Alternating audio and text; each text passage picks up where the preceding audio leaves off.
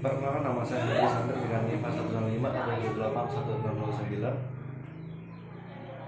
Saya akan menjelaskan tugas pertama robotika pada materi Deo Robotik Prima. Adapun dalam materi pada bab 7 yaitu ada sensor, yaitu ada level of processing. Di bab 8 ada simple sensor. Pertama ada sensitive of versus active sensor. Juga ada switches. Yang ketiga ada lag sensor. Yang keempat ada setting version sensor. Yang ke bab 9 ada complex sensor.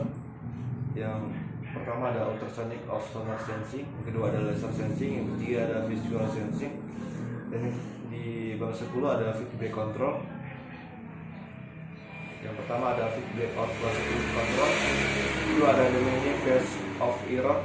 Yang ketiga ada an example of feedback control robot. Yang keempat ada type of feedback control. Dan yang kelima ada feed forward of open loop control. Kita masuk ke bab 7 yaitu ada sensor. Dalam bab ini kita akan mengetahui bagaimana kemampuan robot untuk merasakan langsung atau mempengaruhi kemampuannya untuk bereaksi, mencapai tujuan dan bertindak secara cerdas. Robot termasuk pengendara robot itu sendiri. Bila ada sensor adalah perangkat keras yang beraktivitas fisik. Bila sensor tidak memberikan status, mereka memberikan jumlah terukur mentah yang biasanya perlu diproses agar berguna bagi robot. Sensor adalah jumlah robot yang ke dunia melalui expression serta ke dalam tubuhnya melalui proprioception. Di mana ada tingkat pemrosesan sensor dapat mencakup elektronik, pemrosesan sinyal, dan komputasi. Sensor sederhana membutuhkan lebih banyak pemrosesan dan memiliki lebih banyak perangkat keras dan atau perangkat lunak yang terkait. Kemudian ada nilai ketidakpastian dan ada epixel serta retina sebagai salah satu sensor yang digunakan. Kita masuk pada titik 1 yaitu ada level of processing, ada tingkat pemrosesan. Robot biasanya memiliki dua jenis sensor berdasarkan sumber informasi yang dirasakannya. Yang pertama ada sensor proprioceptive. Sensor ini merasakan elemen internal robot keadaan, di mana proses merasakan keadaan. Yang kedua ada sensor extroceptive. Sensor ini merasakan elemen dari keadaan luar di sekitar robot, di mana proses merasakan dunia di sekitar robot, termasuk penginderaan robot itu sendiri. Kemudian di sini ada masalah sensor atau respon cerdas, kadang-kadang disebut sebagai masalah sinyal to simbol. Namun terjawab dari fakta bahwa sensor menghasilkan sinyal. Karena sensor memberikan sinyal dan bukan deskripsi simbolis dunia, sensor harus diproses untuk mengekstrak informasi yang dibutuhkan robot. Ini biasa disebut dengan praprosesan. Kemudian pada gambar samping ada tingkat pemrosesan sensorik dari low sampai high. Kemudian kita masuk pada bab 8 ada simple sensor. Dalam bab ini kita akan melihat lebih banyak terkait sensor sederhana, termasuk itu saklar, sensor cahaya, sensor posisi, dan potentiometer. Pada 8.1 ada pasif versus aktif sensor atau sensor pasif atau aktif.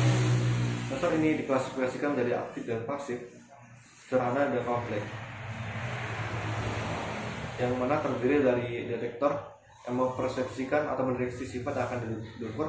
Kemudian sebaliknya, sensor aktif memberikan sinyal atau stimulus mereka sendiri dan yang akan memberikan kebiasaan memberi atau membutuhkan energi ekstra, di mana NS emitter memancarkan sinyal dan detektor merasakan atau mendeteksi. Kemudian pada 8.2 ada switches saklar, di mana saklar adalah sebuah perangkat yang digunakan untuk memutuskan jalan listrik atau untuk menghubungkannya. Jadi saklar pada dasarnya adalah alat yang menyambung atau memutuskan aliran listrik. Selain untuk jaringan listrik atau arus kuat, saklar berbentuk kecil juga digunakan atau dipakai untuk alat pembalian elektrik ke arus lemah. Saklar mungkin merupakan sensor paling sederhana, tetapi memberikan banyak variasi dan memiliki banyak kegunaan, termasuk pendeteksi kontrak, batas, dan putaran poros. Kemudian pada 8.3 ada lag sensor atau sensor cahaya. Sensor cahaya datang dari berbagai bentuk, frekuensi, dan bentuk, termasuk fotosel sederhana, sensor reflektif, cahaya teleportasi, dan sensor inframerah atau IR. Yang modulasi cahaya membuatnya lebih mudah untuk mengalami cahaya di sekitar sensor tujuan khusus. Dan ada pengertian cahaya itu termodulasi dengan cepat menghidupkan dan mematikan emulator berlanjut itu. Cahaya tampak adalah cahaya yang dalam pita frekuensi spektrum elektromagnetik yang dapat dilihat oleh mata manusia. Kemudian pada gambar 8.2 itu ada contoh fotosel. Kemudian pada 8.4 ada resistive position sensor atau sensor posisi resistif, di mana fotosel adalah perangkat resistif yang merasakan resistansi sebagai respon terhadap cahaya. Sensor posisi resistif adalah yang digunakan dan digunakan dalam berbagai perangkat kendaraan analog. Ini adalah sensor posisi yang dibutuhkan suatu dari posisi yang dalam fotonya yang dilakukan. Itu ada potentiometer yang dikenal sebagai pot, biasanya digunakan untuk menyetel manual perangkat analog. Mereka berada di belakang setiap knob atau penggeser yang digunakan pada sistem stereo, kontrol volume, dan produksi suara atau cahaya.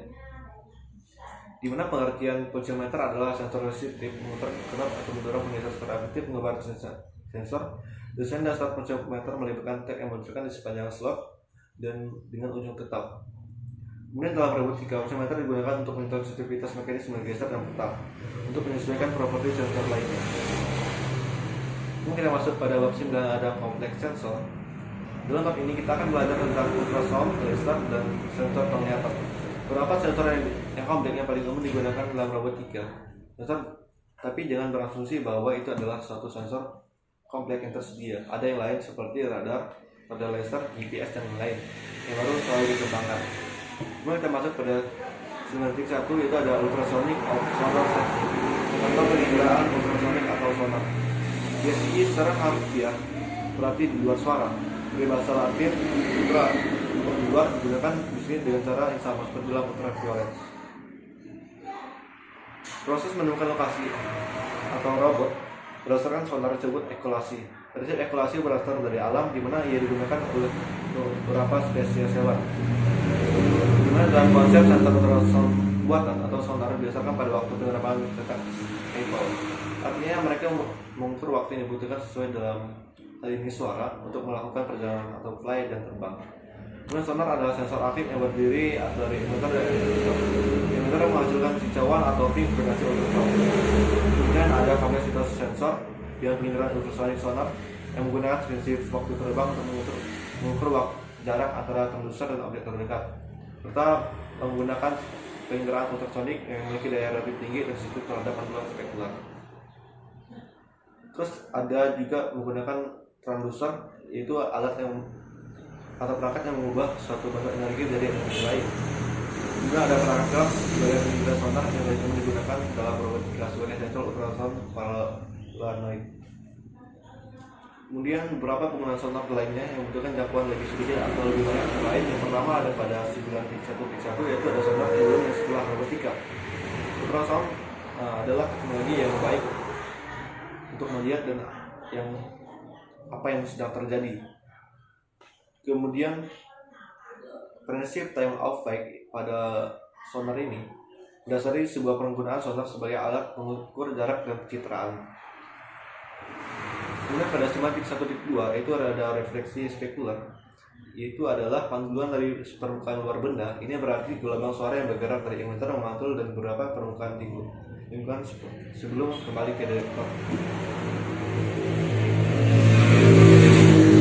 Terus sini ada gambar 9.1 robot bergerak dengan sensor sonar, dan pada gambar 9.2 itu ada refleksi spekular dari sinar ultrasound.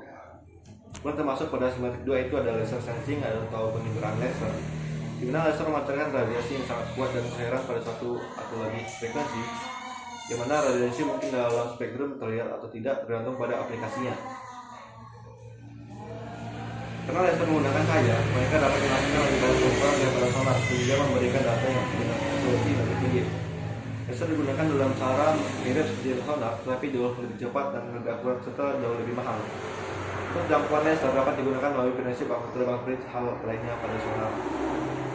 Kemudian pada gambar 9.3 itu ada salah satu contoh atau gambar robot bergerak yang menggunakan sensor laser.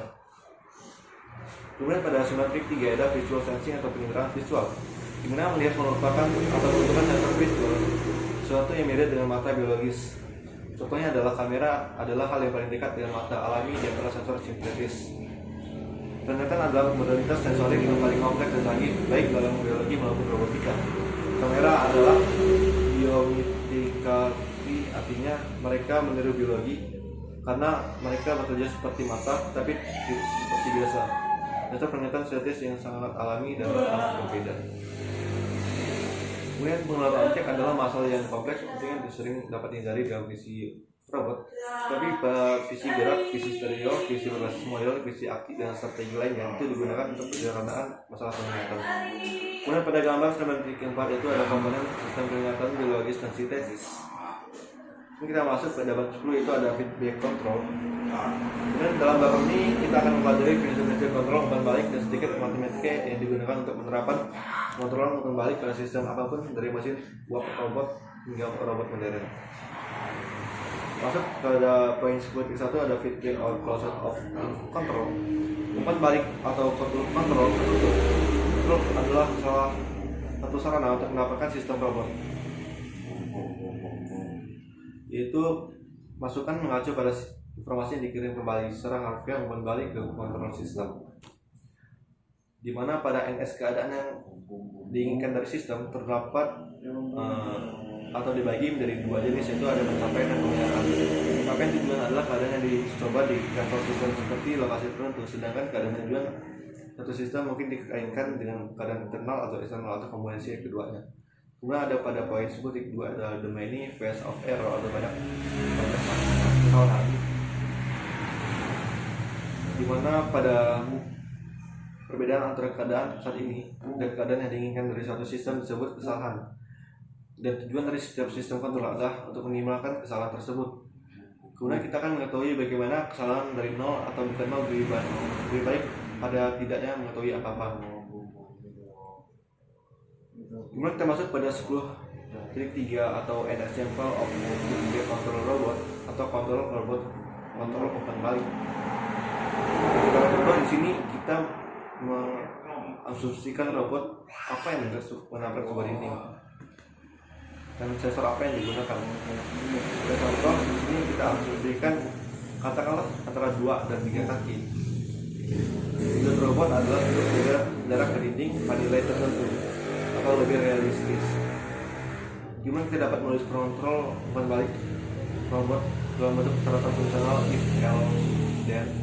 if then else tanpa digunakan dalam pemrograman. Baik, contoh algoritma sebagai berikut. Kemudian kita lihat dari kedua algoritma tersebut terdapat perbedaan atau kesalahan yang digunakan. Yang mana secara umum berlaku sistem umpan balik yang diinginkan. Kemudian pada 10.4 ada type of back control atau jenis kontrol umpan balik.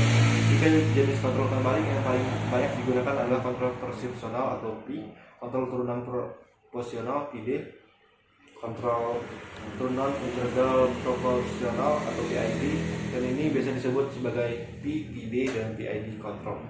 Kemudian pada 10.5 ada open loop control atau control forward atau open loop, di mana open kontrol umpan balik juga disebut sebagai kontrol tertutup karena menutup untuk antara input dan output dan menyediakan sistem dengan kesalahan sebagai umpan balik. Di mana pada kontrol ini kesalahan adalah konsep yang kompleks dengan arah berdasarkan dan sifat akumulatif. Kemudian pada gambar 10.3 kita bisa lihat itu ada diagram pengontrol umpan banyu yang khas. Terus untuk resource ini adalah channel YouTube saya, kita bisa cek pada channel Mobilis Andre. Dan sekian penjelasan yang dapat saya sampaikan pada materi ini. Apabila terdapat kata-kata atau kesalahan yang saya mohon maaf. Sekian dari saya, terima kasih.